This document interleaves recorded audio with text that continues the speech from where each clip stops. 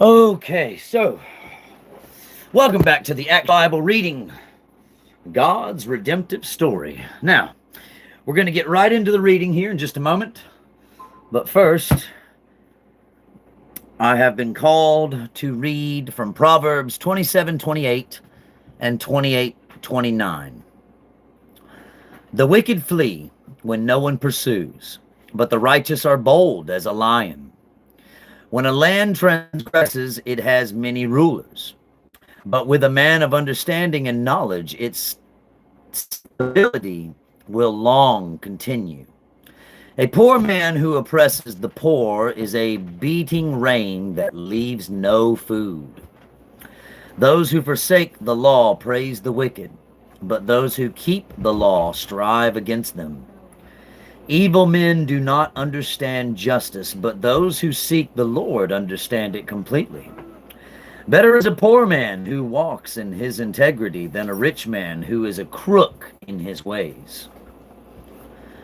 The one who keeps the law is a son with understanding, but a companion of gluttonous shames his father. Whoever multiplies his wealth by interest and profit gathers it for him who is generous to the poor. If one turns away his ear from hearing the law, even his prayer is an abomination. Whoever misleads the upright into an evil way will fall into his own pit, but the blameless will have a goodly inheritance. I like that part. A rich man is wise in his own eyes, but a poor man who has understanding will find him out.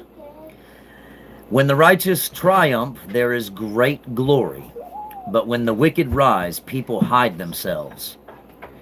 Whoever conceals his transgressions will not prosper, but he who confesses and forsakes them will obtain mercy.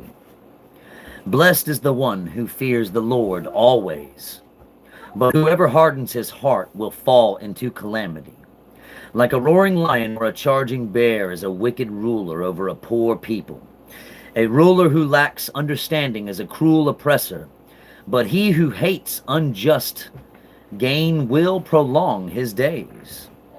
If one is burdened with the blood of another, he will be a fugitive until death. Let no one help him. Whoever walks in integrity will be delivered, but he who is crooked in his ways will suddenly fall. Whoever works his land will have plenty of bread, but he who follows worthless pursuits will have plenty of poverty. A faithful man will abound with blessings, but whoever hastens to be rich will not go unpunished. To show partiality is not good, but for a piece of bread a man will do wrong. A stinging man hastens after wealth and does not know that poverty will come upon them. Whoever rebukes a man will afterward find more favor than who flattens with his tongue. Whoever robs his father or his mother and says that is no transgression is a companion to a man who destroys. A greedy man stirs up strife, but the one who trusts in the Lord will be enriched. Whoever trusts in his own mind is a fool, but he who walks in wisdom will be delivered. Whoever gives to the poor will not want, but he who hides his eyes will get many a curse. When the wicked rise, people hide themselves, but when they perish, the righteous increase. What's up, guys? God bless you too, man. Dude, this is a powerful message, man. Like, legit. I've never even read this page yet. I was just, like, led to it. Like, I took my book and I started, like, flipping through it, and I started this way, right? And I was just, like, instantly told to stop, and I was like, okay, what am I looking at? And then I was like, oh, yeah, that's pretty powerful. So let's go ahead and go to chapter 29, because I was told to read that one also. He who is often reproved, yet stiffens his neck, will suddenly be broken beyond healing. When the righteous increase, the people rejoice, but when the wicked rule, the people groan. He who loves wisdom makes his father glad, but a companion of prostitutes squanders his wealth. By justice a king builds up the land, but he who extracts gifts tears it down. A man who flattens his neighbor spreads a net for his feet. An evil man is snared in his transgression, but a righteous man sings and rejoices. A righteous man knows the rights of the poor. A wicked man does not understand such knowledge. Scoffers set a city aflame, but the wise turn away wrath. If a wise man has an argument with a fool, the fool only rages and laughs, and there is no quiet.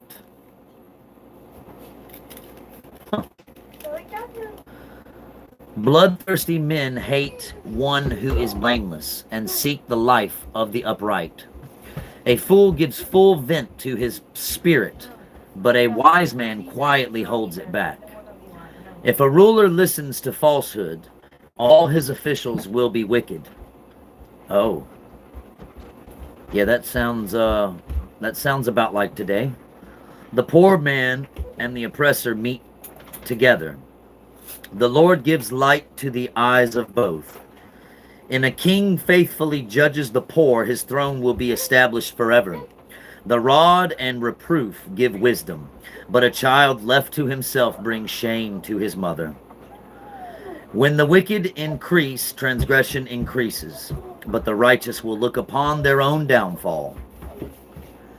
Discipline your son, and he will give you rest. He will give delight to your heart.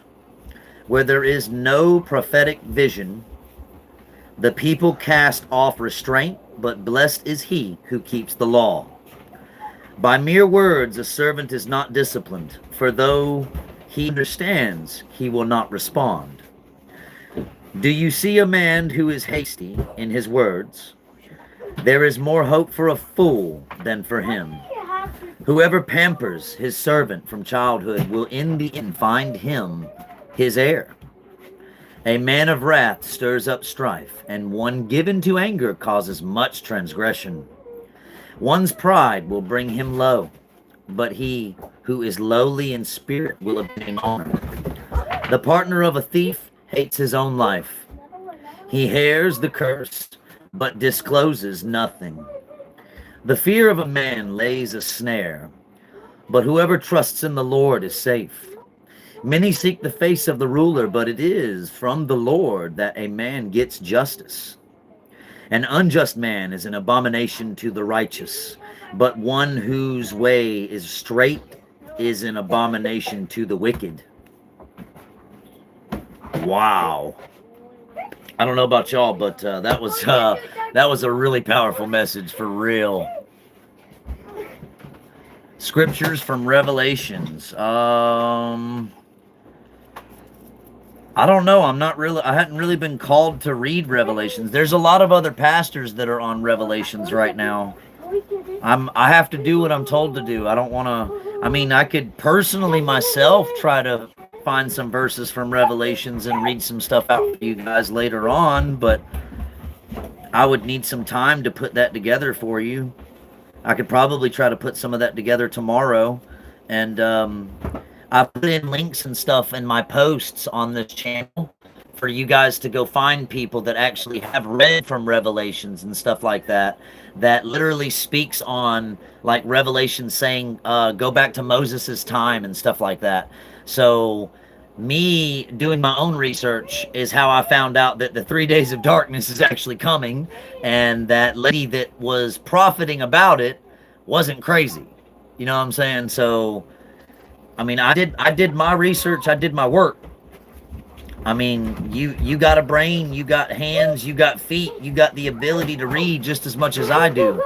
And if you don't know how to read, I will happily read it out loud for you, because I care about your soul and I want to see everybody make it to heaven no matter what. I don't want to see anybody burn, man. I've felt the pain of a lot of people when I was first being touched by the Holy Spirit. And I don't want to see anybody have to go through that.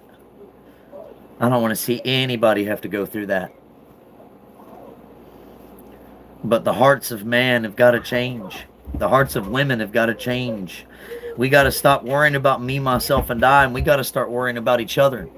We got to start caring about each other. We got to stop letting people with a lot of money, you know, just figure out ways to cover up voices and inventions and stuff that changes the world in ways that make things easy and convenient for all of us. I mean, we could have let go of fossil fuels years ago. Years ago, guys. Fossil fuels, we don't need them anymore. We literally have a guy in Zimbabwe right now that invented an unlimited power source that runs on wavelengths. And guess what's all over the place right now because of cell phone towers? Wavelengths. So if that invention could be spread all over the world, we would have unlimited power for our homes, our cars, our toys, everything. But because nobody wants to stand up and say anything and push this stuff out into the world against the government, whether they like it or not, because their agenda doesn't matter. The people's agenda does. Our lives, how we are having to live on this earth matters. And I'm going to tell you guys something. Revelations can't be stopped, but it can be prolonged. We don't have to go through destruction right now. But as everybody sits on their butt and lets these people that think they own everything take over the world, I mean, we're letting the Antichrist system we're just letting it open up right in front of our hand, right in front of our eyes. And I mean, seriously, guys, what are they going to do? Take us all out? We all stand up against them, and you think they're going to take us out? A group of 8 billion people against let's see, we got 1, 2, 3, 4. We got about, what, 50, 60 leaders in the world? Yeah. I think those numbers definitely say that we're going to win. No matter what. Literally. We just stand up. They ain't got room in the jailhouse for all of us. They can't put us all in jail. They can't stop us from, you know, making our lives better for ourselves against their own agenda of, oh yeah, we need these fossil fuels and all this other BS that they got going on. Nah, we could have everything we ever wanted, but God has already put it here. Nikola Tesla was the first one to invent this wavelength power source, but those documentations were covered up and probably destroyed because these elitists that have all this money in the world, they don't want you to know that you can pull power from the air. I mean, all you got to do is take one of those little tester for battery things or whatever and put it up here, and it's going to go off because there's power in the sky. There is power in the air that you can pull from called wavelengths. Literally.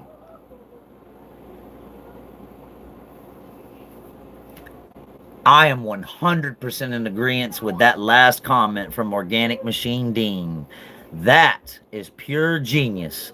And if only the rest of the world could come together and think like that instead of being scared of a gun on somebody's hip, we would all be living in peace and harmony and have a love for one another that Zimbabwe has for their people. Zimbabwe has nothing, guys. They have nothing except for this awesome inventor that came out. I saw his original interview. His original interview was, he gave all the glory to God. He said God showed him visions one by one on how to create this wavelength power source. And he gave all the credit to God, 100%. I don't think I could ever see anyone else measuring up to something with an unlimited potential for money say something like that with such a huge source of power and control that he just invented, that God just handed him?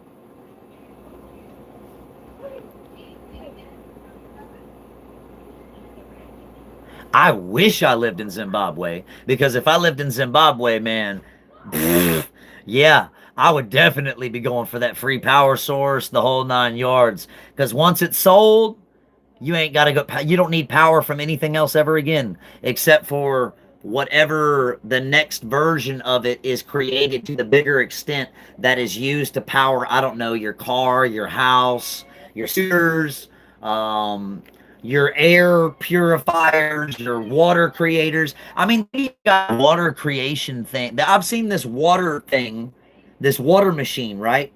That literally creates water from the air. And nobody's talking about that either.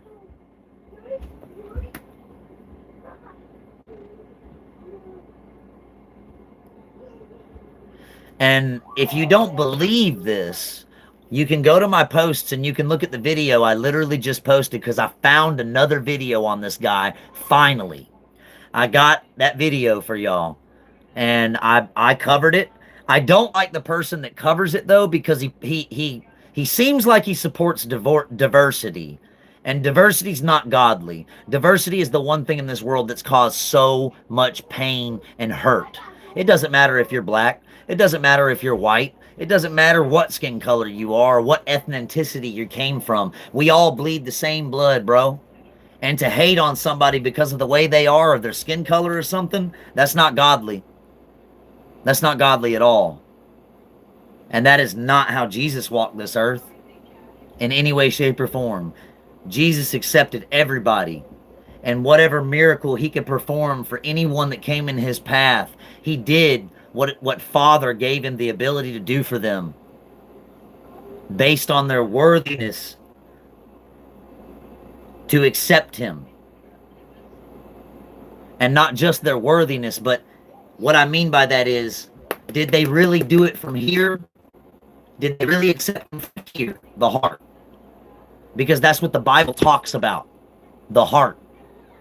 Which is what Jesus literally walked on this earth pushing the most information for, was to have love for one another. In the 10 Commandments it says, love thy neighbor as you love thyself. Why has everybody forgotten that? Why is that a problem now all of a sudden? That doesn't make any sense. Yet there's so much money being pushed into this narrative. It's all you see on TV. I mean, believe what you want to believe, but till you do your own research, you can't be considered anything else but what the Bible calls dumb. So, get your head on straight, and let's rock and roll into this part now. All right, the Action Bible, guys. Let's go ahead and get back to where we were.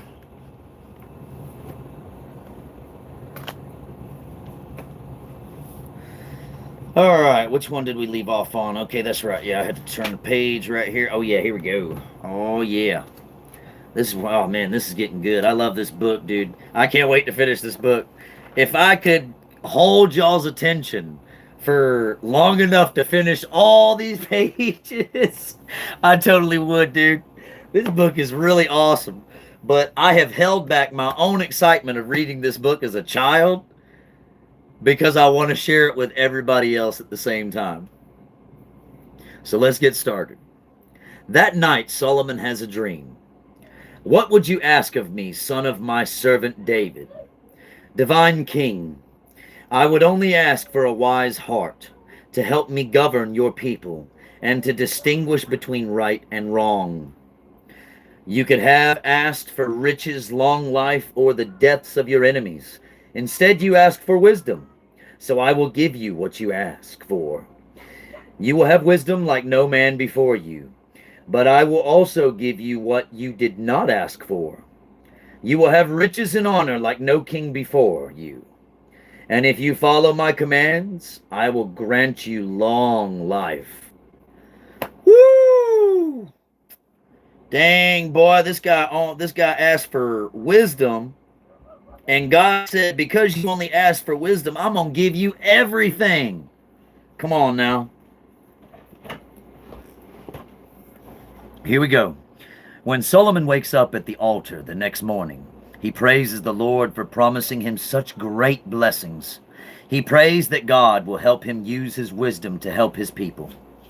Soon afterward, God gives him the opportunity to test his wisdom. Two poor women each had a baby at the same time. One mother's baby had died, and she now claims the other baby as her own. But nobody knows who the real mother is. It's my baby. No, hers is the one that died. Well, since we have no way to tell who's lying, there's only one thing to do. They'll have to share the baby. Bring me a sword. One half for each of you. Oh, snap. That's harsh.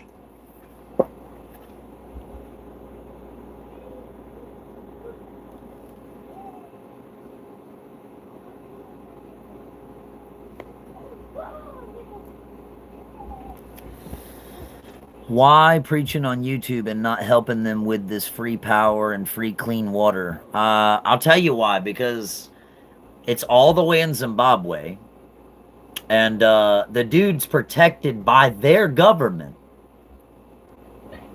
So I think he's got the best protection he could ever have. Because when he tried to come to the U.S. and anywhere else to try to share this invention, they tried to get rid of him. They tried to off him. So, yeah, there's your answer for that one, my friend.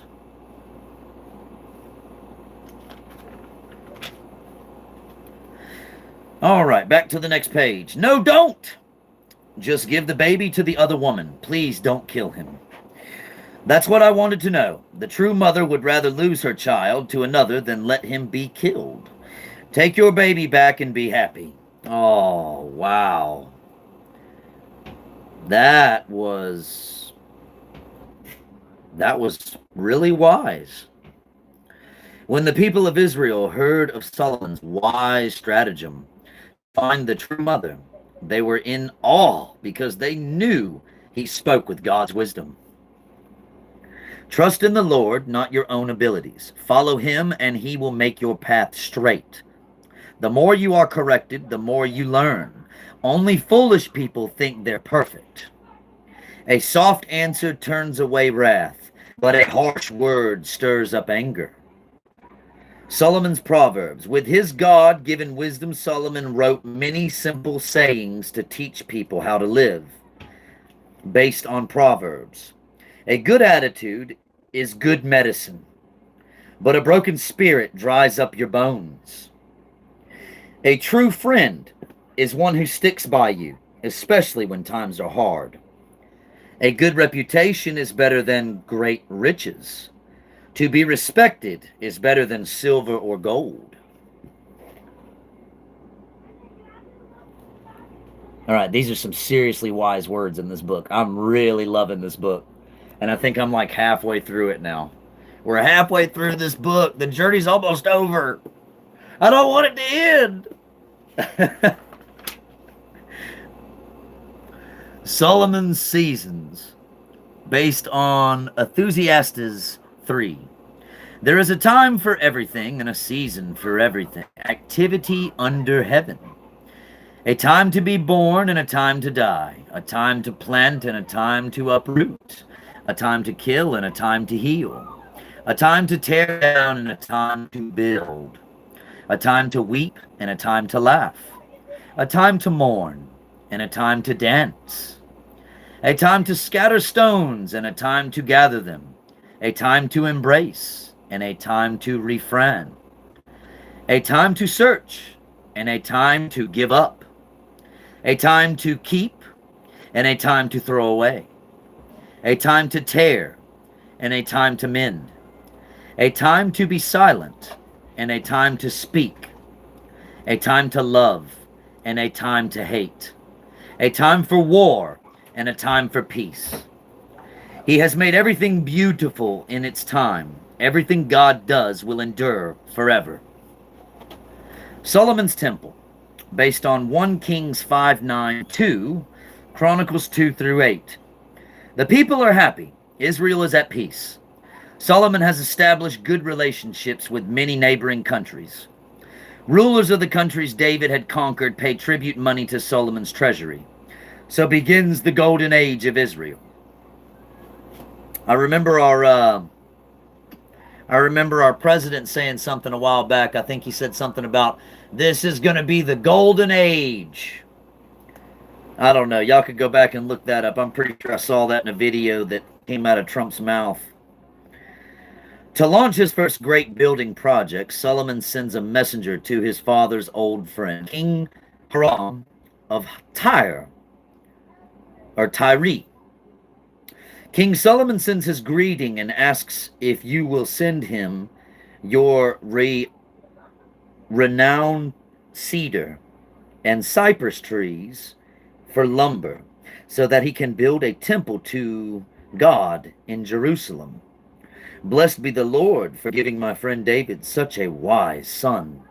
Tell your king I will give him what he asks for in exchange for wheat and oil, which our country needs. The two kings make a deal. Soon men by the thousands are working in the forests of Lebanon, cutting cedar trees for Solomon's temple. Here's your pictures. Let me see if I can get that lighting a little bit. Hey, I'm sorry. I ain't nothing I can do about the lighting, guys. I guess some of it's like coming off of me too, it looks like. Wow, that's pretty cool.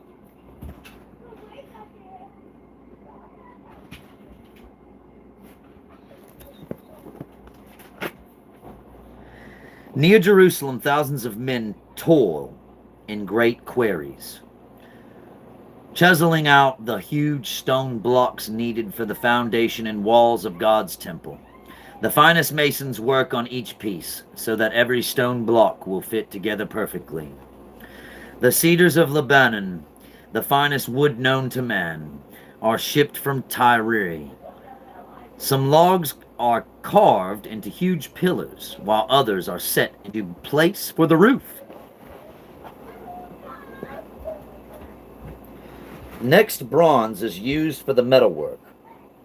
Meanwhile, the finest gold craftsmen in the land are working on all the furniture and necessities for the temple. Solomon's wish is to have all of God's temple gleam with gold. After 7 long years of hard work, the magnificent temple of God is completed. Men, women, and children from all corners of Israel crowd into Jerusalem to watch the priest carry the sacred ark into the temple. Inside, in the Holy of Holies, a dark, windowless, heavily curtained room, the ark is carefully placed beneath the protecting wings of 2 15-foot cherubims. Cool.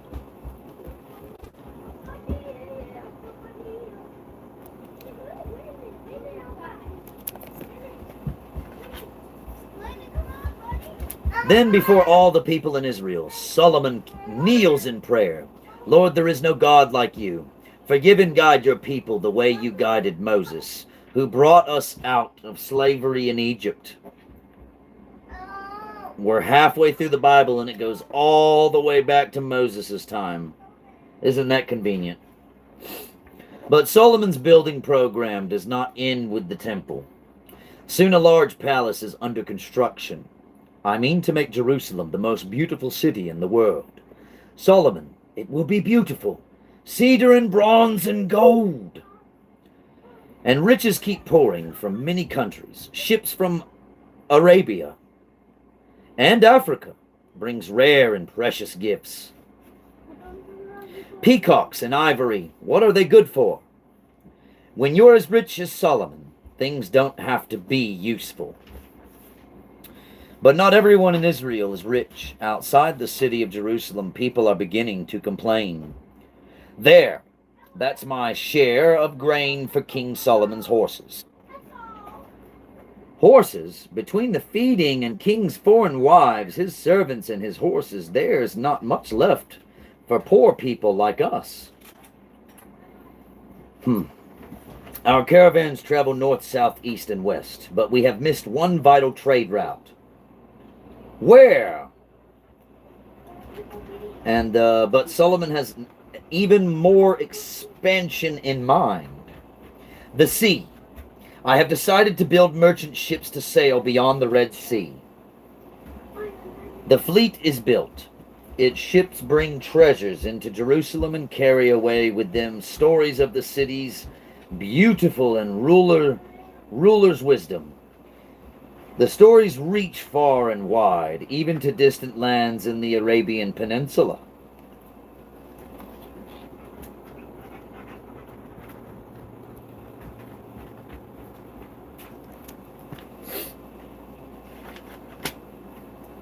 Foreign fame, based on 1 Kings 10:1 through 11:8.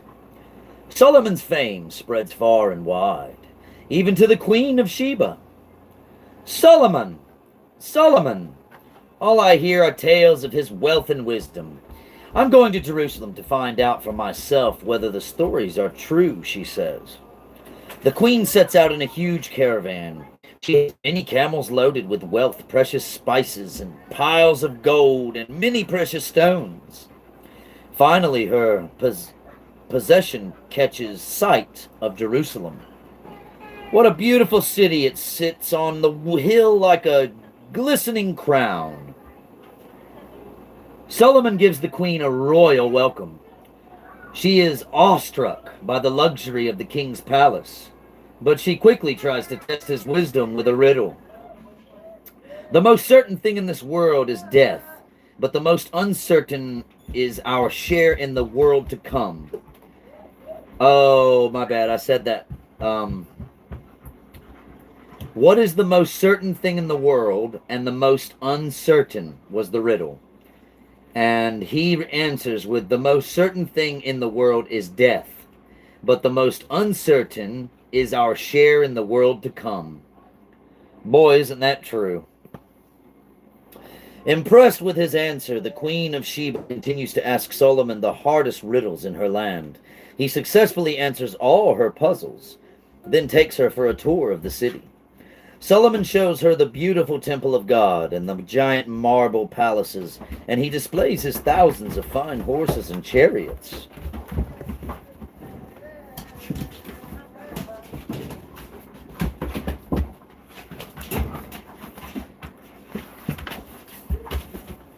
Jerusalem has outgrown its old walls of defense. We're building new ones.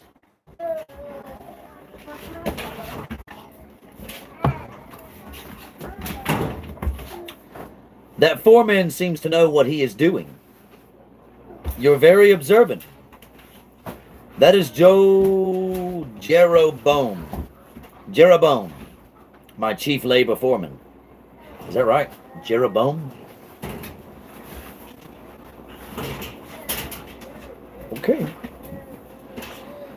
When her curiosity is satisfied, the Queen of Sheba presents Solomon with gifts of gold, rare spices, and precious stones. Then she leaves for home, impressed with his wisdom and wealth. But whereas Solomon had once used his wisdom to help God's people, now he uses it to impress foreign leaders and gain even more honor and fame.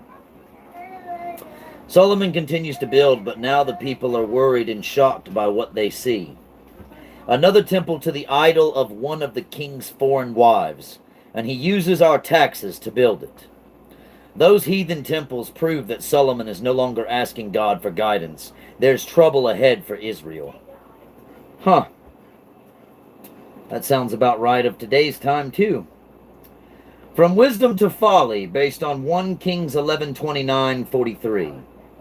Trouble is brewing in Israel. High taxes anger the people. Some even talk of revolt. But King Solomon refuses to pay attention to any warning signs. One day as the king's labor foreman Jeroboam leaves Jerusalem. Jeroboam, stop! I have a message from God for you. A message from God? What is it? And why are you tearing your robe? This is how Solomon's kingdom will be torn apart because he has turned away from God. Ooh. Ooh, that's, wow.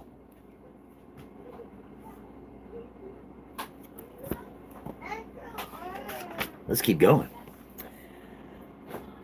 Ahijah tears the robe into 12 stripes. Here, take these 10 pieces. They represent the 10 tribes of Israel that you'll rule over when Solomon dies. The other 2 tribes will be given to Solomon's son, so that God's promise to David will still be fulfilled. Solomon flies into a rage when he hears about Ahijah's prophecy. I made Jeroboam a leader, and now he is using his position to turn people against me. Find him and off him now. But friends warn Jeroboam, and he escapes into Egypt. I'll stay here until Solomon dies. Then we'll see if Ahijah spoke the truth about my ruling the northern tribes of Israel. Reports of your people's complaints have been reaching us for some time. But Solomon continues to live in luxury and so far removed from his people that their complaints do not reach him. He even ignores Ahijah's prophecy and God's warning that the kingdom will be divided because he worships false gods. That kind of reminds me of our government at the moment. We are all trying to reach the president and everything at the moment, but everything that we're saying is just going in one ear and out the other because we don't even know that these messages are reaching him. At last, Solomon even joins his foreign wives in their worship of heathen idols. Please pray to my God with me, Solomon. It would please me so much. It can't hurt anything. I still pray every day to the God of Israel. Where the king goes, the people follow. Many of the Israelites start worshiping idols. No country that turns away from God can remain strong and free. Israel is doomed. Eventually, Solomon dies with God's help. He has built Israel into a strong nation, but in his greed for more wealth and power, he turned away from God, and David's once mighty kingdom will now crumble.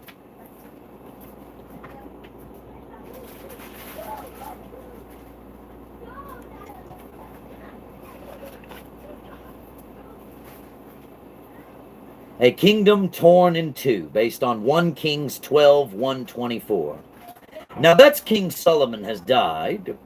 His son, Rehoboam, has gone to Shechem to be crowned king of all Israel. Northern tribes of Israel have brought their leader, Jeroboam, back from his exile in Egypt to plead their case before the new king. Your father forced us to pay heavy taxes and work hard on his building projects. We cannot continue to carry such burdens. Lighten our load, and we will serve you faithfully. But, and he is interrupted, come back in 3 days, and I will give you my answer. Rehoboam consults his advisors. The older men tell him to heed the cries of his people, but his young friends, if you give in to their demands, they will think you are weak. You need to prove to them that you'll be even tougher than your father. Peer pressure, man.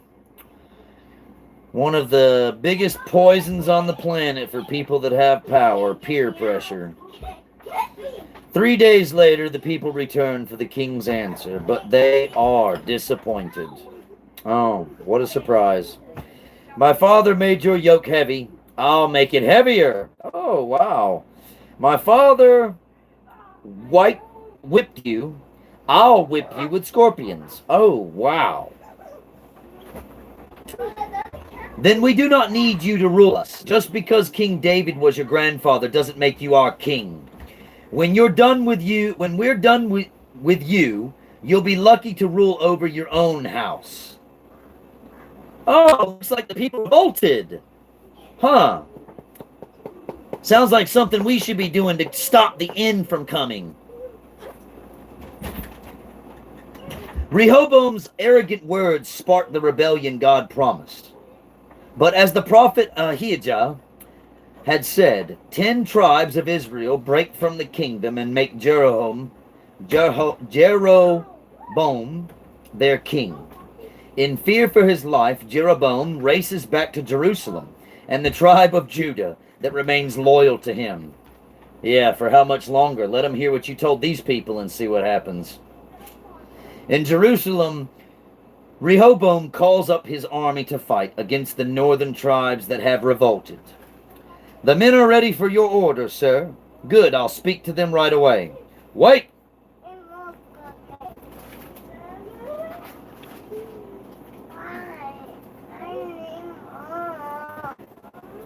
See, I think the point that I'm trying to make here with what I just said is that do we really need the world to see the wrath of God, or do we need to just stand up and do something? Seriously.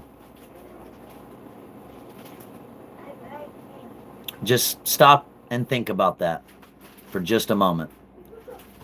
Do we really need to see the rest of the wrath of God? Or do we want to stand up and do something about it? Plain and simple. Once again, I'm not here for the limelight. I'm just reading the Bible for everybody. I could give a crap less about being on a pedestal, but words of wisdom are being spoken out of my mouth from the Holy Spirit. And those of you that can wake up from it, congratulations, you're all legends. And those of you that can't, because you're so sucked into the world, just know that you're outnumbered by those of us that are awakened.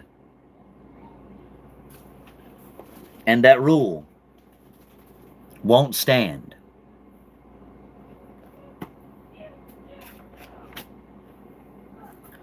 This is a message from God to the king of Judah and all his people. Why didn't he refer to me as the king of Israel? It is God's will that the country be divided at this time. You men of Judah should not fight your brothers of Israel. All of you go back to your own homes. Who is this man trying to give us orders? He's Shemaiah, a prophet of God. I, for one, will not disobey orders from God. Well, that sounds like a smart man. The army breaks up and goes home. The 12 tribes which had been united under the kingship of Saul, David, and Solomon are now split between the northern tribes of Israel and the southern tribe of Judah. As a final embarrassment to Rehoboam, the Egyptian pharaoh Shishak, Jeroboam's ally, raids Solomon's beautiful temple and steals all the fine gold and riches. In shame, Rehoboam replaces the fixtures with bronze. A bad start for Israel, based on 1 Kings 12:25 through 14:20. Jeroboam has been made king over the northern tribes known as Israel, and King Rehoboam rules the southern kingdom of Judah.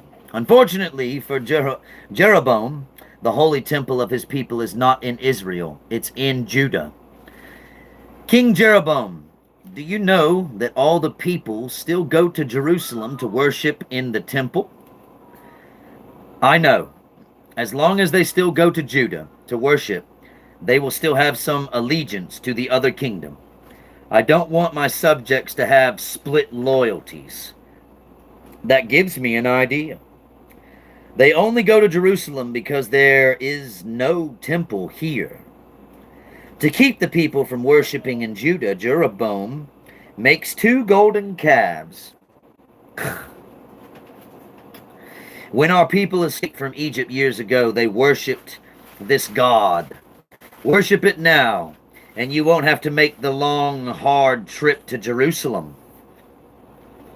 Whew, that's the worst false narrative I've ever heard.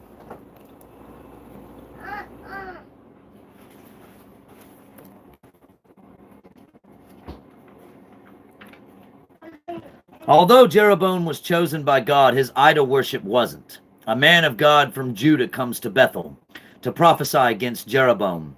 As an insult to the king, he gives his prophecy directly to the symbol of the king's blasphemy. Unholy altar, a king descended from David will shatter you and execute your unholy priests. As you sign of the power of the Lord, you will now bow in two pieces. Seize him! But the power of the Lord withers Jeroboam's hand before he can draw it back. Whoa. And split the idol in half. Let's see what he's got to say. I'm sorry. Please ask God to heal me. Oh. Very well, you are healed.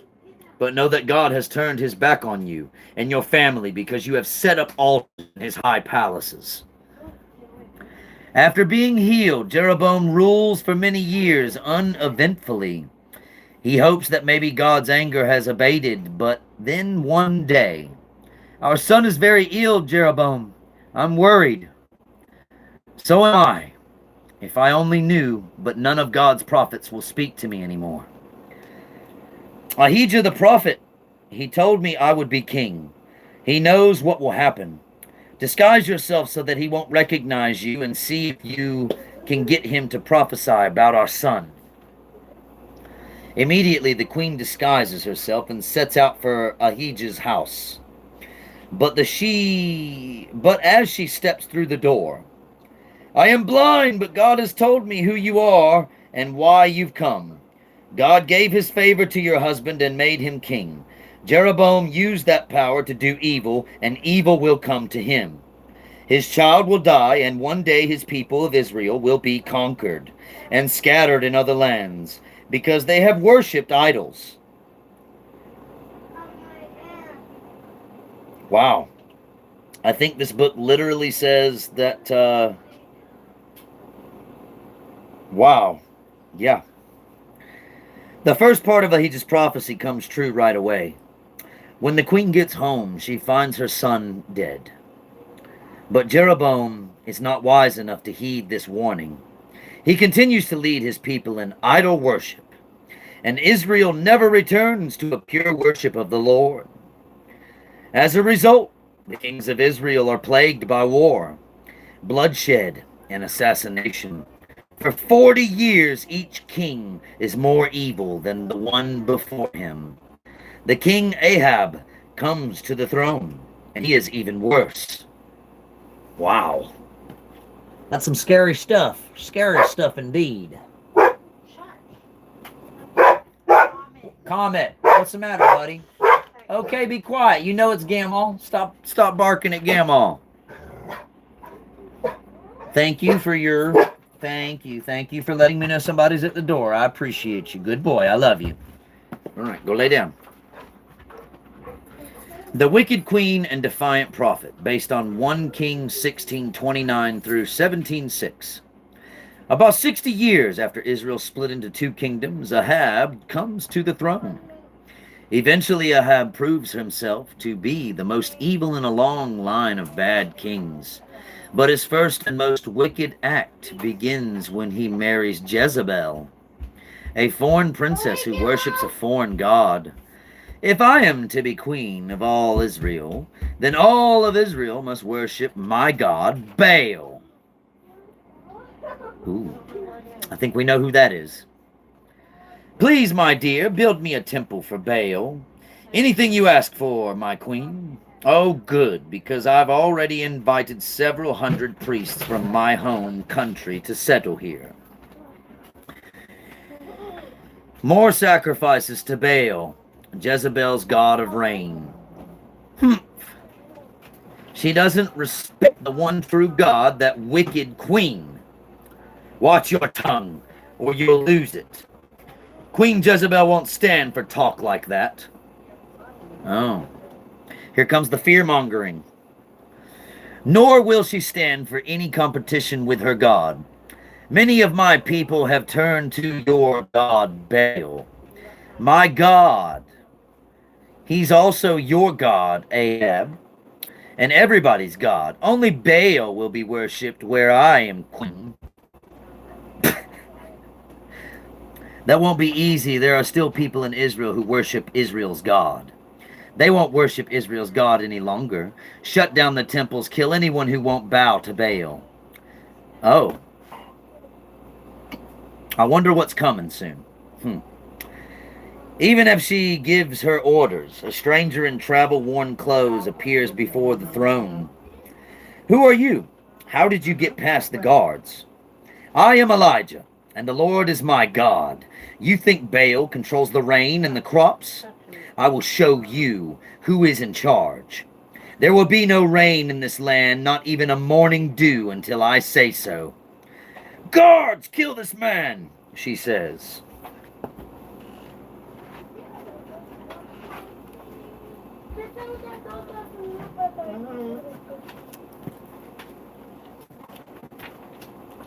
But Elijah disappears before anyone can lay hands on him.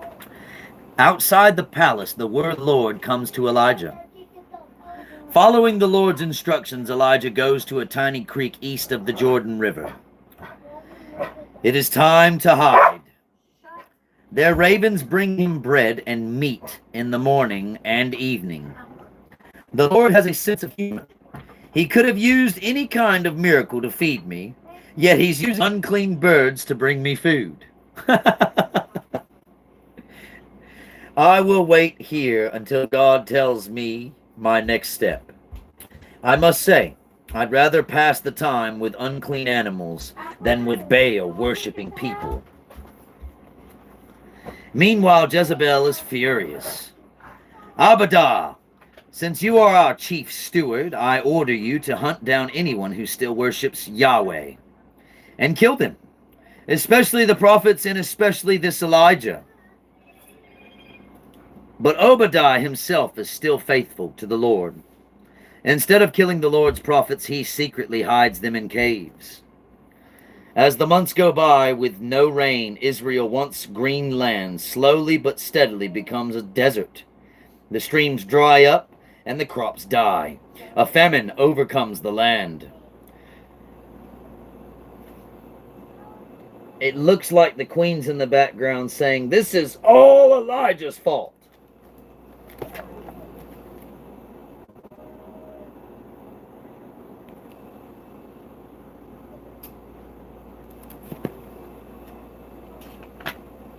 Elijah's flower power. Oh, no. Floor power, sorry. Based on 1 Kings 17:7-24. The drought has affected Elijah's creek as well. After a year with no rain, his water source dries up. I will trust in the Lord to tell me what to do next. Unless you ravens can learn how to carry water, go hide in Jezebel's homeland. I have chosen a widow who will provide for you. God wants me to leave Israel and live among Baal worshippers.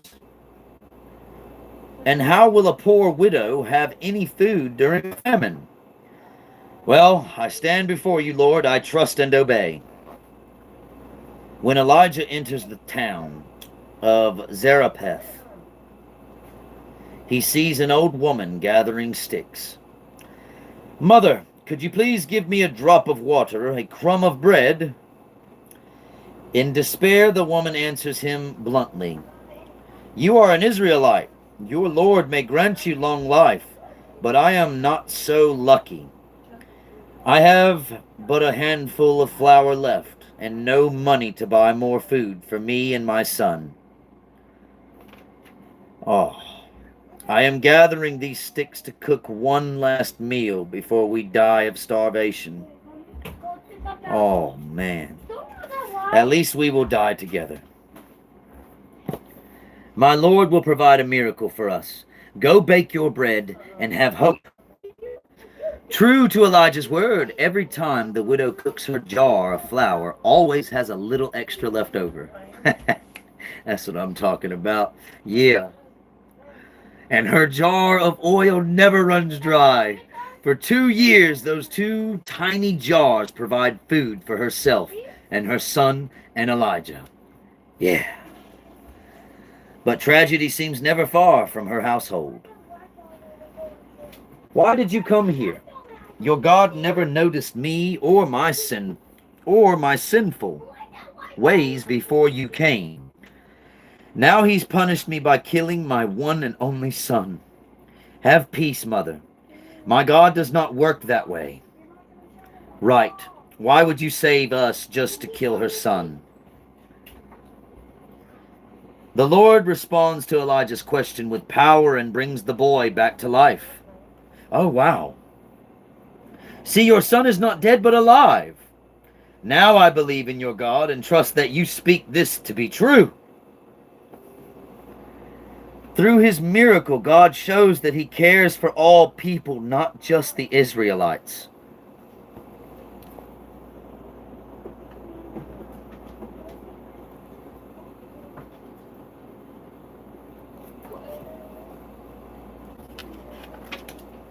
Battle of the Gods, based on 1 Kings 18. Elijah has been hiding in Sidon from the attacks of Queen Jezebel. After 3 years of drought, God tells Elijah to return to Israel so that the rains may come again. It is time to be seen. The first person he meets on the road is Obadiah, who is loyal to the Lord, even though he's King Ahab's chief counselor. After all these years, Elijah, it is really you. Tell King Ahab I am here. Are you kidding? He'll off you. And then he'll off me. Okay, so that's where that saying came from with the kid. The really cute kid. Y'all remember that YouTube video with the really cute kid that said, so I think it went, the little kid said something like, but if I don't kick his ass, he'll kick my ass, or something like that. I don't remember, but it was adorable. Krista, do you remember that one? How did that go? Yeah. What did that kid say?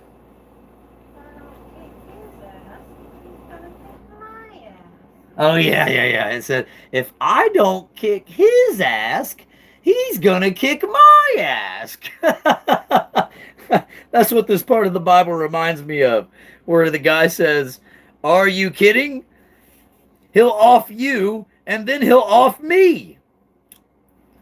So let's continue. Which Lord do you serve, Ahab or Yahweh? I've spent 3 years protecting the Lord's prophets from Ahab and Jezebel. I am the Lord's servant. Then trust in me. Trust in the Lord. Tell Ahab where I am. Ooh. When Obadiah reports back to Ahab, the king wastes no time in galloping off to confront Elijah. Troublemaker! You are the one who has made the trouble, O king. You broke God's commandments and worship Baal. You want me to end the drought? Send for all the prophets of Baal, gather the people of Israel, and then meet me on Mount Carmel. Ahab is happy with his position since Mount Carmel is considered the sacred dwelling of Baal. He brings all the prophets of Baal, 450 of them, to meet Elijah, and thousands of Israelites follow them to see what will happen. The morning dawns on the great crowd, gathering on the mountain by the sea. People of Israel, how long will you limp back and forth between the Lord and Baal? If Baal is God, worship him. If the Lord is God, worship him, and him only. Today, you must choose. Hi, baby. We shall have a contest. Bring 2 bulls. Give one to Baal's prophets and one to me. Let them make an offering and call on the name of their God. I will call on the name of the Lord. The God who answers with fire is the real God. Oh, and I'll let them go first. The crowd reacts with awe and this test, knowing that if Elijah loses, Ahab will condemn him to death.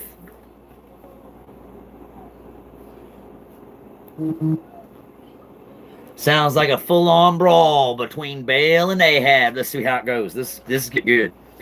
All right. The prophet of Baal are forced to accept the challenge. With great ceremony, they prepare the altar and sacrifice and begin to chant and call upon their God. The prophets chant prayers to Baal from morning until noon, but there is no voice. There is no one to answer. Call a little louder. Perhaps Baal is deep in thought and can't hear you. Or maybe he's in a bathroom or sleeping.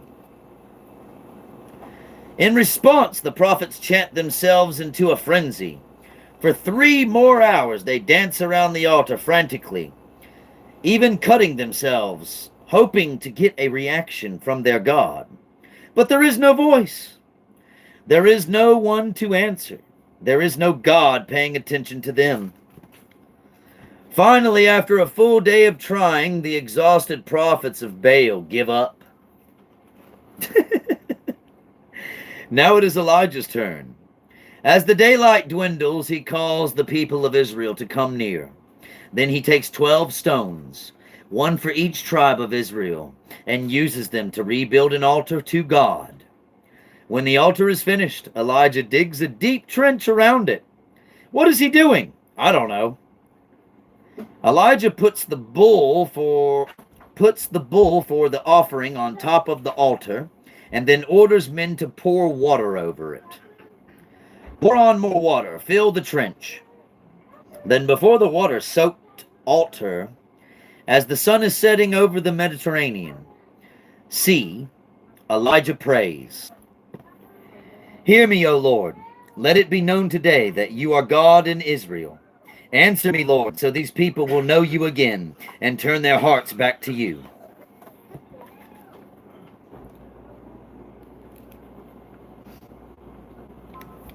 Sounds like this is where things are about to have to go to.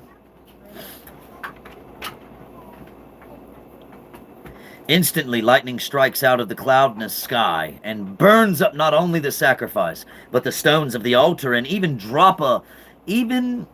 every drop of water in the trench. Krakoom! The Lord is God. When the people see God's power, they turn angrily against the frightened prophets of Baal. The Lord, He is God. The prophets of Baal are false. They killed the prophets of God. They should be put to death. Look, just as God has promised a cloud to bring the rain. That's it. Suddenly, the tiny cloud gives way to a huge downpour. Within moments, everyone is drenched. King Ahab falls to the ground in shock. Get up, King Ahab. The Lord has shown himself again in his land. This is a reign of repentance to renew and purify God's land and his people.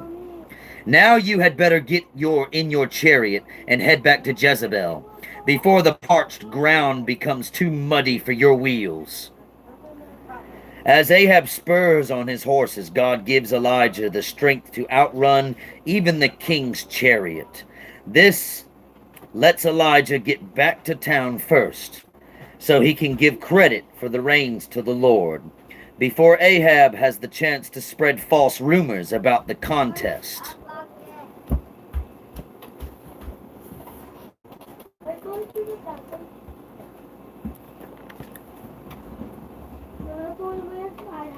The video quality. Oh, okay. I'm sorry, dude. I apologize that the video quality is not good enough for you, but if 4K is not good enough for you, I don't know what is, man. Anyway. The Sound of Silence, based on 1 Kings 19:1 through 18. Elijah brings news of the Lord's overwhelming victory. At Mount Carmel and the end of the 3-year drought in the homes of Israel, there is joy, thanksgiving, and repentance. Rain at last, praise the Lord. Yes, it was the Lord who answered with fire. We should never have worshipped Baal. But in the palace, Queen Jezebel is furious. When the people saw the fire from God, they turned on the prophets of Baal and killed them. Elijah, my prophets are dead? So help me gods, if by this time tomorrow Elijah is not. For years, Elijah has trusted the Lord in every circumstance. But when he hears Jezebel's death threat, fear and despair overtake him. I must flee far, far away into Judah, the desert. Even Jezebel won't find me there. Elijah journeys south for weeks, crossing all of Israel and Judah. Then he continues into the wilderness, but after a day's travel, I've had enough. Lord, just take my life. I thought Ahab and Jezebel and all of Israel would repent and turn back to you when they saw my miracles, but they persist in their wickedness. I am just a man. My efforts are wasted. Let me die. Then, hungry and tired, Elijah falls asleep. While he's sleeping, a messenger of the Lord appears with bread and water. Wake up, Elijah, and eat. Without questions, this latest miracle, Elijah eats and falls back asleep. When he wakes again, the messenger is still there with more food. God is not willing to let Elijah give up in the desert. Your journey is not yet done. Eat, or else the way will be too hard for you.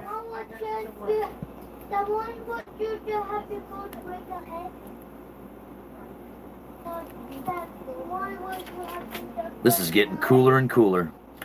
But Elijah doesn't want to be a prophet anymore. He goes to confront God at Sinai, the same mountain where Moses talked to God.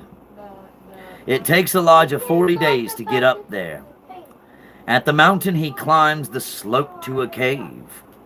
I will wait here until God sees fit to answer me. What are you doing here, Elijah? I have zealously defended you, Lord, but it hasn't made any difference.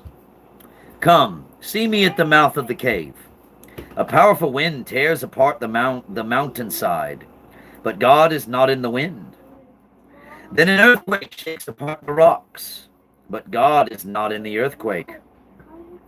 Then lightning splits the sky into 1,000 pieces, but God is not in the lightning. And after the storm subsides, comes the sound of sheer silence.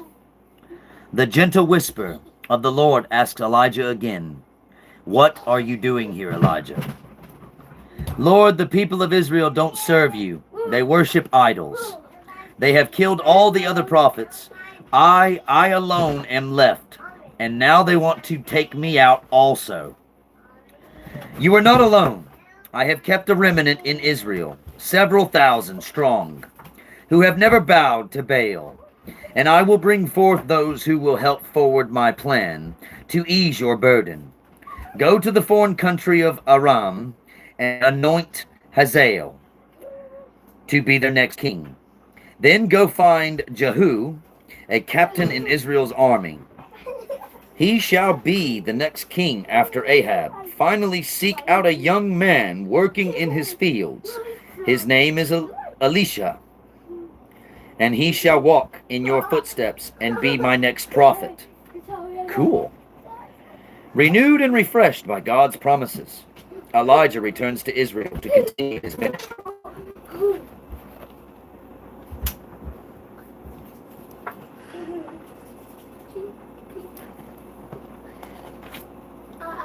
Passing the mantle based on 1 Kings 19:19-21. God has encouraged Elijah on the top of Mount Carmel, but Elijah needs a successor. A young, earnest man plows his parents' fields. Woo! Now that the rains have come again, the fields are fertile again and ripe for plowing. A good thing, too. Our stores were about used up. But the Lord takes care of his faithful. Elijah, the Lord's prophet. Without a word, Elijah takes off his mantle and places it on Elijah's sweaty soldiers. Does this mean? Thank you for calling me, Elijah. Let me just say goodbye to my parents. Well, do what you must, but God's work won't wait very long. Elisha works home and gives a farewell feast for his family and friends. He slaughters his oxen and burns his plow to cook the meat. Eat, my friends, and wish me well on my new journey. God has called me. I have to obey. This burned up plow represents my old life. It must be destroyed so I can follow my new life with God. That's all well and good, Elisha, but we could have sold that. I have to burn my plow behind me, Father. I know life as a prophet will be hard, and I don't want the temptation to come back home to my old life. You're giving up a life of comfort to follow God's call. I'm proud of you, son. Yeah. Now that's parents. When he has made his farewells, Elisha gets out to follow Elijah.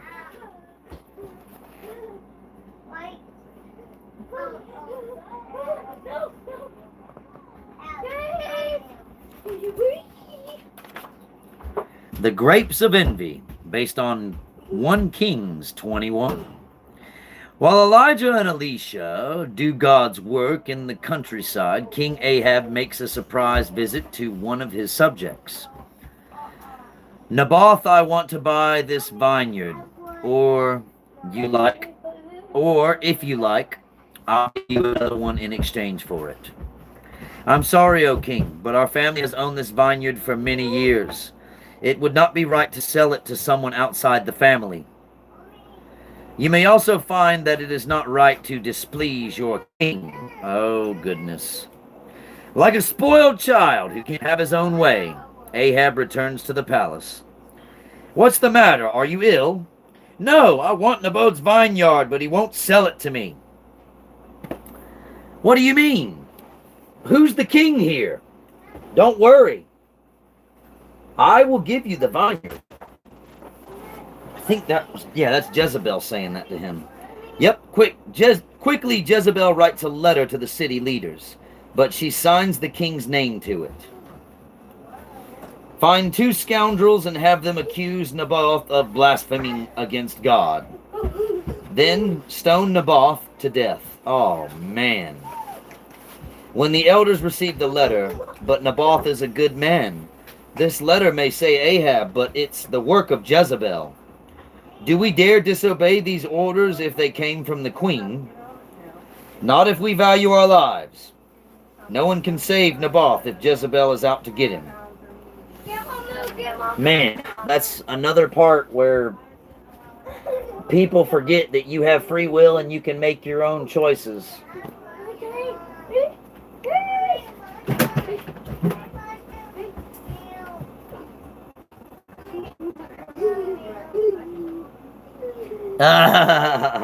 That's funny. The elders carry out Jezebel's instructions exactly as she has commanded. At their hands and her orders, an honorable man is wrongly executed. Naboth is stoned to death in the streets, and stray dogs lick his blood off the stones. When Jezebel gets the report of Naboth's death, she hurries to the king. It's your lucky day. Naboth is dead. I'm giving you his vineyard. Good. I'll take it at once. Gross. I love getting what I want, and I didn't have to pay for it. But as King Ahab gloating over his new vineyard, Elijah the prophet of God suddenly appears. If it isn't my old enemy. Yes, and I have a message from God. Did you kill to get your will? Then you will suffer as Naboth suffered, and so will your wife Jezebel. For most of Ahab's reign in Israel, Jehoshaphat has ruled Judah. For years, Judah and warred with each other. But Jehoshaphat has been a good king who honors the Lord, and has even made peace with Israel. Jehoshaphat also lets his son marry Ahab and Jezebel's daughter, Athaliah. A bad disguise based on 1 Kings 22. One day when King Judah comes for a visit, Ahab asks him an kingly favor. The Arameans took one of my cities. Will you help me drive them out? Your war is my war, Ahab, but you should seek the Lord's advice first.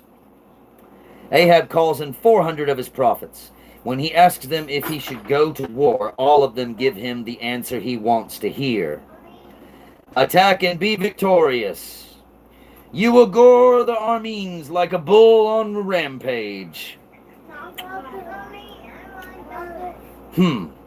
Don't you have any prophets of the Lord to ask? Well, there is one, but I hate him. He only ever prophesies bad things about me. I wonder why.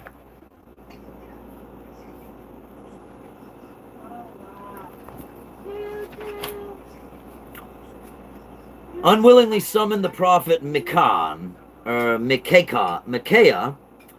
dully appears before the kings. I was sure he meant Elijah. Oh, most sincerely, my honored king, you will definitely win this battle. Attack and be victorious. Don't be sarcastic. Tell the truth. You want the truth? All these prophets are liars, and the Arameans will certainly kill you. May I go now?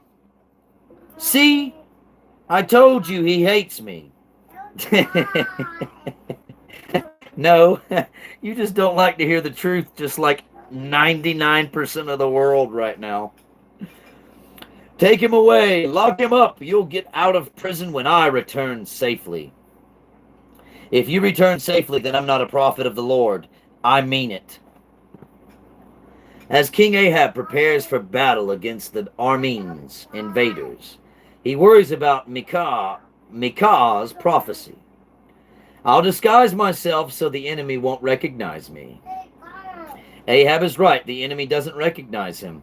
The Aramean soldiers focus their attack on King Jehoshaphat, but in the heat of battle, a stray arrow strikes Ahab. Drive me out of the fighting. I've been wounded. But the battle is so fierce around them that his driver is unable to retreat. Ahab faints, propped up for hours as he slowly bleeds to death in his own chariot. When the battle finally ends for the day, look, the king is dead. Oh. Without their king, the Israelites retreat, and the campaign fails. King Ahab's body is taken back to his capital for burial, and his chariot is taken outside the city to be washed. Micaiah's prophecy and the first part of Elijah's prophecy has come true.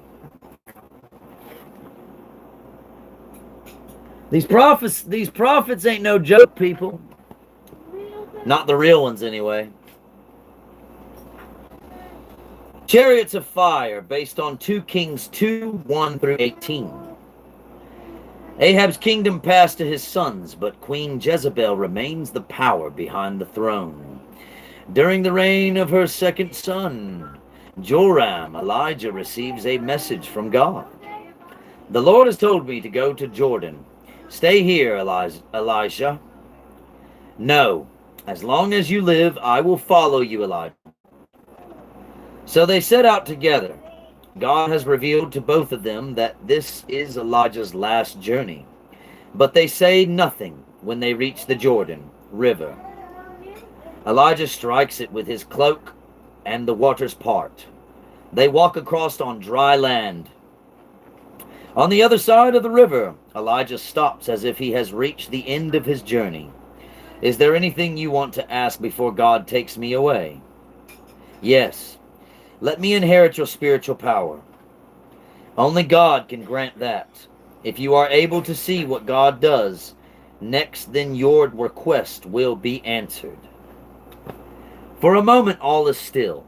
Then, oh wow. My father! Dude, that's a cool picture. Check this out.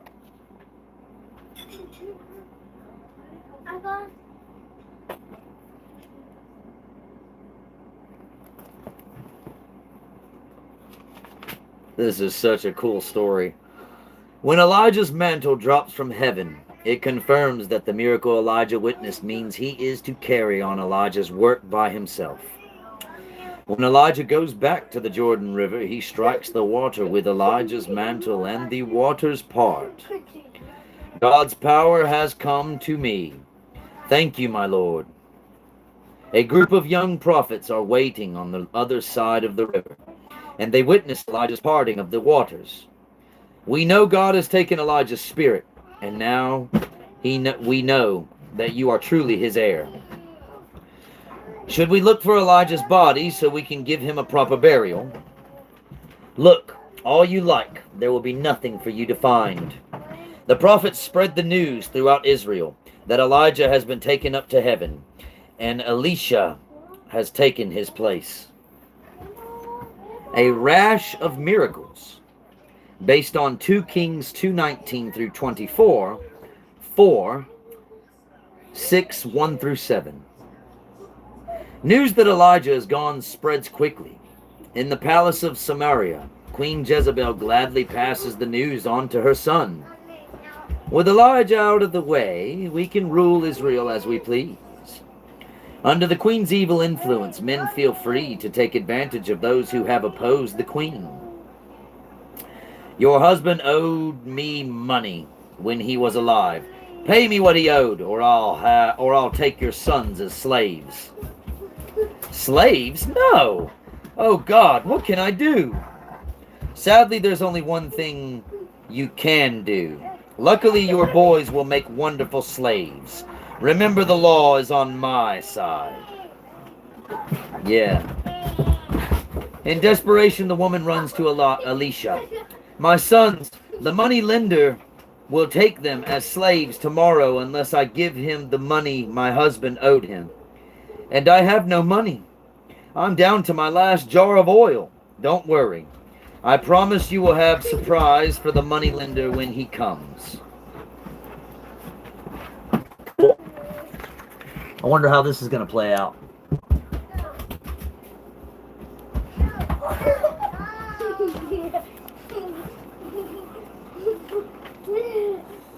Borrow all the empty jars you can from the neighbors. Pour your oil into the jars and trust God to help you. This is every jar in the village, Mother. And they're all full of oil that we can sell. I'll pay off that wicked man and still have money to take care of you boys. It's a miracle. With a grateful heart, the woman thanks God for saving her sons. Then she sells the oil and waits for the money lender. Early the next morning, where are my slaves? I told you to be ready for me. I am ready for you. Come out, boys. Here's the money we owe you. Take it and never come back. Elisha performs many miracles to protect God's people and God's name. To save a village, he purifies a polluted well. Just like Elijah before him, he raises a young boy from the dead. And when a gang of young men threatens him, we'll send you up to heaven like your master, Baldy. Elijah calls down the curse of God, and 2 bears come to his defense, mauling 42 of them. Seems fair. When the company of prophets is building a settlement for Elijah to live in, an accident happens. Oh no! It was borrowed. I'd have to be a slave for a lifetime to pay it back. Elisha miraculously makes the heavy iron axe head float. What? That's cool. Okay, so it was an axe, and the metal that the axe was made out of apparently costs a fortune. Wow.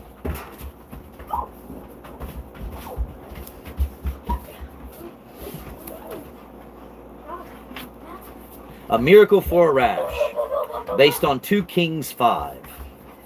In the neighboring land of Aram, the best general in the army is a man named Naaman. He is noble and honorable, and has won many battles for his king. But one day he comes down with a disease that will change his life forever. What is that on your arm, Naaman? Did you hurt yourself? I don't think so. It's a rash. Oh no, it's leprosy. What will I do? This disease will slowly kill me, my family, my career, all gone. But God has set the stage to show his power once again. Naaman's household has several Israelite slaves. He has always treated them well, and one servant girl wishes to be her master in return. There's no cure. There is a prophet in Israel who can do miraculous things. If my master would go to him, he would surely be cured. Although normally Naaman would never seek help from foreigners, he feels he has no choice. Naaman goes to ask his king permission to visit Israel, an enemy country. I'm afraid it is a fool's errand, Naaman, but if there's any chance of a cure, I want you to find it. I'll give you a letter to take to the king of Israel. Naaman sends the letter to King Joram in Samaria, the capital of Israel. The letter does not mention Elisha by name, so the king doesn't understand it. What's this? The king of Aram is asking me to cure his general of leprosy. Aram has been fighting with Israel on and off for several years, including the battle that killed Jerome's father, King Ahab. Joram expects this is an excuse for Aram to wage war against Israel again. Am I a god that I can cure an incurable disease? Is the king of Aram trying to pick a fight with me if I don't do this impossible request? When Elisha hears of King Joram's distress, he sends his servant to the king. Don't panic, Elisha. Says that if you send Naaman to him, the general will learn the power of God in Israel.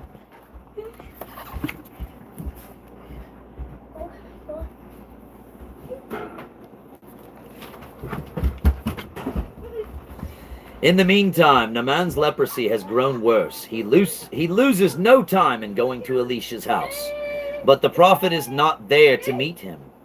Greetings, General Naaman. Elisha says that if you will wash 7 times in the Jordan River, you will be cured. What? Elisha won't even meet me. I've already humbled myself to come to this backwater town.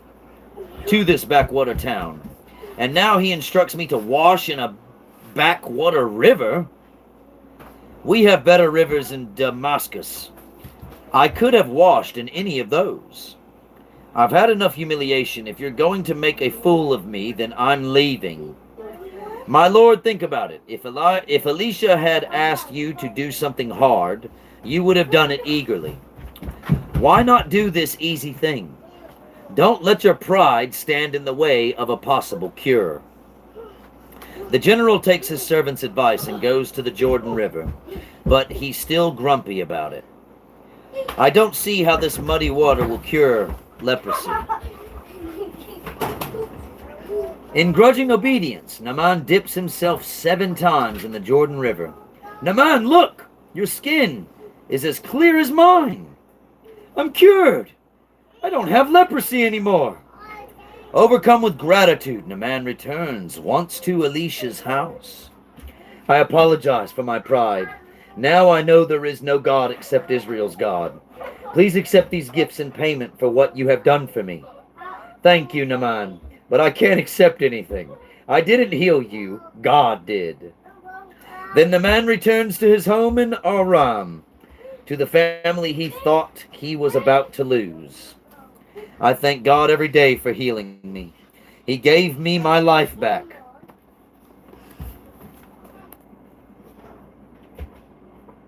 Wow. Once again, the power of God and the glory goes to him. Invisible army, based on 2 Kings 6:8-23. But the healing of Naaman does not keep the king of Aram from plotting against Israel. Of course. He has his soldiers set up an ambush to capture the king of Israel. But as King Joram is about to ride into the trap, stop! Elisha sends word for you to take another road. The Arameans are waiting on this road to capture you. For days, Aramean soldiers wait for the Israelites' king, but he doesn't come. Time and time again, the Aramean king sets up a trap and Elisha warns the Israelite king to escape. Finally, in frustration, "I've had enough. Which of you is the traitor?" "None of us, O king. It's Elisha, the prophet in Israel. He knows everything you do." "Elisha it is. Find out where he is, and I'll send an army to kill him." The Arameans quietly sneak in and set up their camp by night. The next morning, Elisha's servant rises early and sees the army. "Elisha, we're surrounded by the whole Aramean army. We're outnumbered." "No, they are."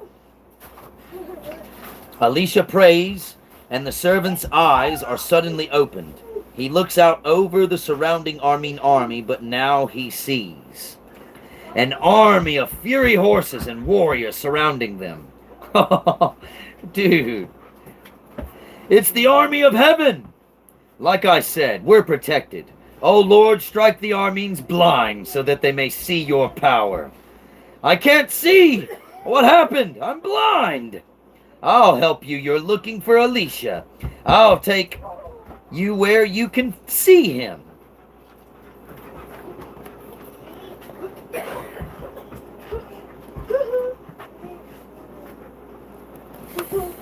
Yep. This is the mighty power of God that the government thinks that they stand a chance against. All the governments, apparently. Elisha leads the enemy soldiers 10 miles south into the capital city of Israel. "Oh Lord, open their eyes so they can see you." Instantly, sight returns to the Arameans. "We're in Samaria. We're trapped. They'll kill us." "Shall we kill them, Elisha?" "No. They're my guests. Feed them and send them home." To their amazement, the Aramean soldiers are treated to a feast and released to go home. "I can't believe it. We tried to kill both the king and Elisha, and they treat us like friends." Back home, the Arameans tell about the kindness of the Israelites and the power of their God, and for a time the two nations have peace. Lepers under siege, based on 2 Kings 6:24 through 7:16. Israel and Aram have long alternated between outright war and uneasy peace. The warmongering king of Aram chafes at the current truce with Israel. "We'll cut off the food supply to Samaria, then we'll surround it and starve the people into surrender." "Excellent! The longer they hold out, the easier it will be to conquer them." So the Arameans' army pitches its tents around the walls of Samaria and waits. I wonder how long they can hold out. The city makes a brave stand to hold out, but as the months pass and no food is allowed through the gates, the Israelites are reduced to eating donkey heads and bird droppings, and worse. The people plead for the king to take action. "Our children are dying. We must have food. We're so weak now, they'll defeat us easily. I'd rather take my chances fighting the enemy than starving to death." The people are getting furious. Sounds like it's time to have another conversation with God and have another miracle pop out of nowhere. This is the moment the Queen Mother Jezebel has been waiting for. Your people are starving, and what is Elijah's God doing about it? Nothing. Get rid of Elisha and call on my God Baal. Oh. You're right, Mother. I'll order him to be put to death immediately. Dang. The corruption is serious. But Elisha has no fear of the weak king who wavers between God and Baal. The siege is not the Lord's fault. It is Israel's own punishment for not staying faithful to God. Nevertheless, the Lord says there will be enough food for everyone tomorrow. That's impossible. What will you make the whole army disappear? Even then, it would take days for food to get here. Meanwhile, 4 leaders exiled outside the city ponder their fate. "I'm starving. What can you do? There's no food in the city. The Aramean soldiers are the only ones with food around here. Then let's go over to the Armene camp. Maybe they'll give us something to eat. If we stay here, we'll definitely die. If we surrender to the Armene soldiers, we might die, but they also might have mercy on us and feed us. Either way, we have nothing to lose. I want to surrender first. Maybe they'll give me first choice of food. In desperation, the 4 hungry lepers approach the Armene camp. Something strange is going on. There's not a guard in sight. Maybe it's a trap. Maybe it is, but it's this or starve to death. I'd rather die quickly than slowly. How can I surrender without a guard to surrender to? There's nobody here, but they left all their food and their stuff. Look, gold! We're rich! For a while, the lepers revel in their good fortune, but then, it's probably not right to keep all this food from the starving people in the city. If we don't share the good news, people might blame us. Well, okay, but first let's hide some treasure for ourselves.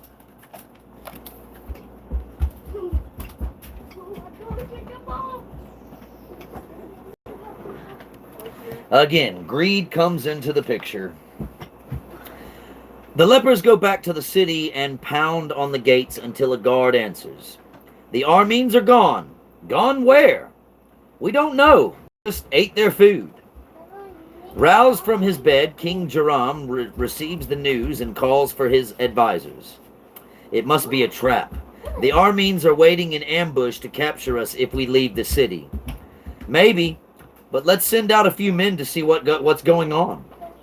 The king's men confirm that the enemy's camp is empty, then quickly picks up the Armene trail by following the clothes, weapons, and vessels dropped along the way. What could have happened to make trained soldiers throw away their weapons and run for their lives? Look, more shields!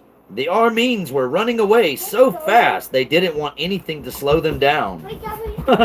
That sounds pretty scary. The Israelite scouts follow the fleeing Armene army to the Jordan River. Along the way, they overtake one of the enemy soldiers. Pull up, here's one who dropped behind. Maybe he can tell us what happened. Why did you Armenians desert camp in the middle of the night? We were going to be attacked. We thought the Hittites were coming from the north and the Egyptians from the south to trap us. There were no signs of any other armies. You saw them. You heard them, and that was enough. Back in Samaria, the starving Israelites rush out to the Armene camp, eat their fill, and haul the rest of the food back to the city. You said there would be food, Elisha, but I didn't believe you. It was the Lord who promised the food, and you can always count on the promises of God. All right, give me a second, guys. My battery's dying on that fancy phone here.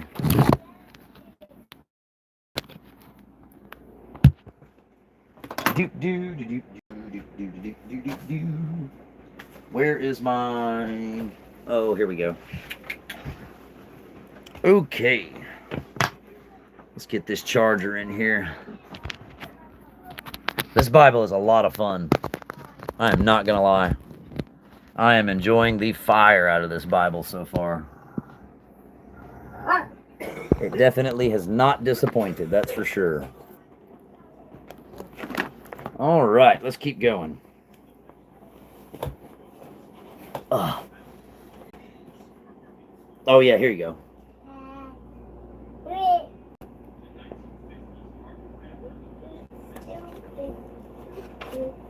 Anointed Jehu painted Jezebel, based on 2 Kings 9. In spite of the fact that God saved Israel, King Joram and his mother keep on worshipping Baal. In another battle against Aram, Joram is wounded. He leaves Captain Jehu in charge and returns home to recuperate. The time has come for the Lord's prophecy to Elijah to be fulfilled. Elisha calls for a young prophet to make a quick journey for him. Take this oil, go to Jehu, captain of the army, and anoint him the next king of Israel, as the Lord told my master Elijah to do. When you've done that, run. You don't want to be caught in the bloodshed that follows. Ooh. At the camp, the young prophet goes straight to the officer's tent. Captain Jehu, there's something I must tell you. Alone. The Lord says, I anoint you king of my people, Israel, to fight for those who worship me and destroy the house of Ahab and all those who worship Baal. Then the young prophet immediately runs from the camp. What did that madman want? He was a messenger from God, and he anointed me to be king of Israel. But King Joram is still king. It is a tense moment. Will the army support Jehu or Joram? For several seconds, no one says a word. And then, Jehu is king! Long live the king! His men go wild with joy. They blow their trumpets and throw down their garments to make a throne. Thank you for supporting me, my friends. But we must take care of Joram and his wicked mother Jezebel quickly before word can spread. Jehu and the company of men set out at once, and as they approach Jezreel, chariots, a whole line of them, the leader drives like a madman. It must be Jehu. Hey, Mommy, hello, play.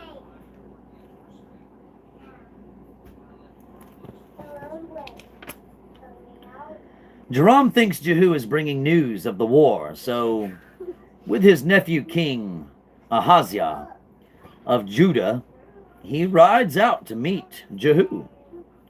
Do you bring news of peace? How can there be peace in Israel while you and your mother Jezebel worship Baal? Treachery! Ahazah! Flee for your life! And they pull back their bow with the sound of creak. That's the first blow struck for Israel, but not the last. You follow us, Ahazah, and kill him. I'll go to make Jezebel pay for her sins. Is it right for Jehu to order Ahazah's death? He's a descendant of David, but also a descendant of Ahab. He and his mother, Athaliah, worship Baal in Judah. We must follow Jehu's orders, right or not. Meanwhile, news of Jehu's rebellion reaches the palace in Jezreel. Before he does, Queen Jezebel, Jehu has killed your son. Jehu? He'll be here next. Without panicking, Jezebel calmly sits at her mirror and puts on her finest makeup. He will not seek me, cry. He will not see me cry, and I will not beg for my life. Jezebel, it is finally time for you to pay for your sins. That's what all rebellious servants say. You will not last a week as king. Jezebel said.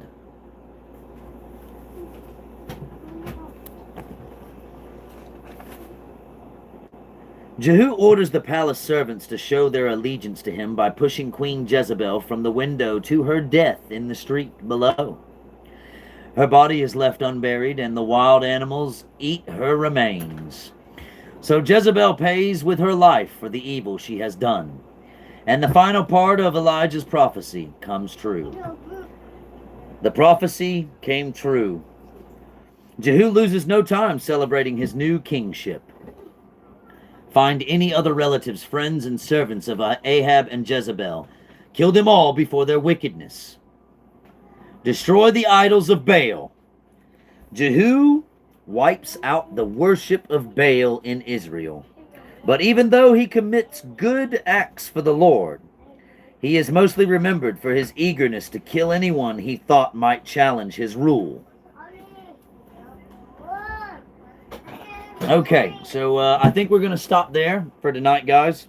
We're going to stop at a Queen's Plot. We really don't have a whole lot of book left to read.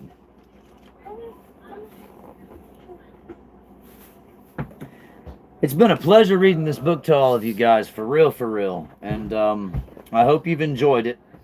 as much as I have so far. And now I want to say a prayer for everybody. Thank you, Father, for everything that you've given us in this life. Thank you for all the views on this channel that may end up becoming saved souls for the kingdom, Father. I pray that you keep us all safe, Father. Keep us out of the reaches of Baal, Father. None of us want to be under his rule. None of us want to see his rule take place on this earth. And none of us want to see your wrath. Please, Father, have mercy on us and the ones that are lost. Help them to see the truth. Help them to see through the eyes of our people, Father, that you are God and no other can stand against you. Show them your power, Father. Show them through your people, Father, so that the earth may be spared before these last 3 plagues take place. I pray, Father, that if it is to come to that, no matter what, keep those of us that follow you faithfully, safe, and in your arms. We love you with all of our heart, Father. And may God have mercy on their souls.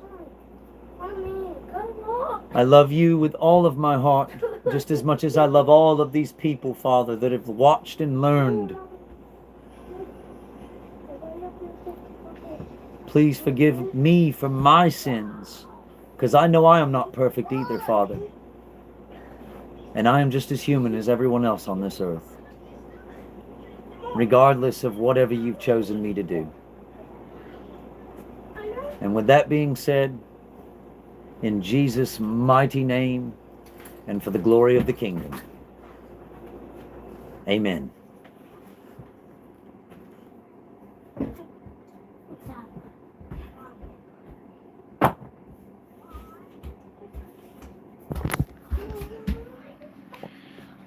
Tell them they can be Christians without being insane. I hope that was a joke, man. I really hope that was a joke, because if that's really you, your heart is in a really bad place right now. And I'll be praying for you.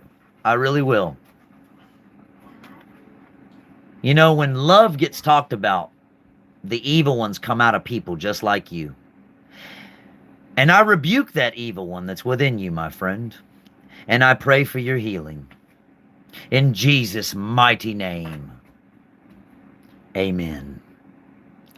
God bless all of you for watching tonight, and I will do the same again tomorrow. We will start from where we left off, and may God bless all of you, and may you have wonderful rest. We'll catch you in the next one. I love you. Bye-bye.